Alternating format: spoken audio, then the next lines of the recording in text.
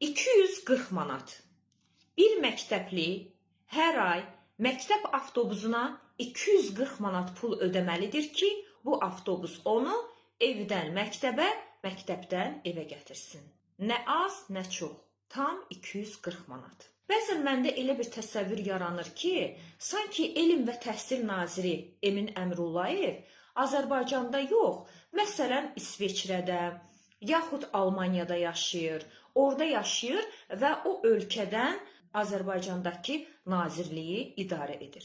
Emin müəllim, həqiqətən Azərbaycandan xəbəriniz yoxdur. Bir ailə hər ay necə 240 manat məktəb avtobusuna pul ödəyə bilər?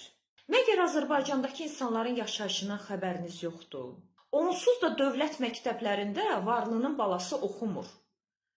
Varlı balaları hamısı özəl məktəblərdə təhsil alırlar. Amma dövlət məktəbləri üçün, dövlət məktəbində təhsil alan şagirdlər üçün 240 manat avtobus pulunu təyin etmək nə deməkdir?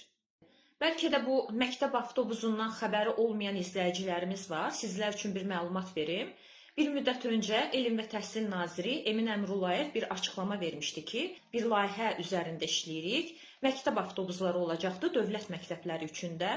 Açığı hamımız sevindik ki, bütün halda yaxşı bir təşəbbüsdür, amma qiymətin bu qədər olacağını açığı heç kəs düşünmürdü. Təsəvvür edirsinizmi?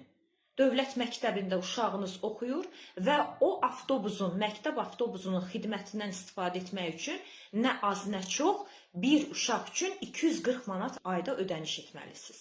Bəlkə də nə bilim, dövlət məktəbindən bir nəfər, 2 nəfər, 3 nəfər, 5 nəfər övladı üçün o pulu ödəyə bilər. Bəs qalan məktəblilər? Özəl məktəbi başa düşürük, amma dövlət məktəbləri üçün hər hansı bir layihə həyata keçirilirsə, elə keçirilməlidir ki, ayrı seçkilik olmasın. Yəni, sinifdə bir uşağın pulu çatsın o avtobusla getməyə, amma 30 uşağın imkanı çatmasın. Niyə belə bir ayrı seçkilik salırsınız? Elə layihə işləyin ki, dövlət məktəbləri üçün ən minimum imkanı olan ailə də o layihədən yararlana bilsin. Yox, hər kəs üçün bunu edə bilmirsinizsə, ümumiyyətlə etməyin.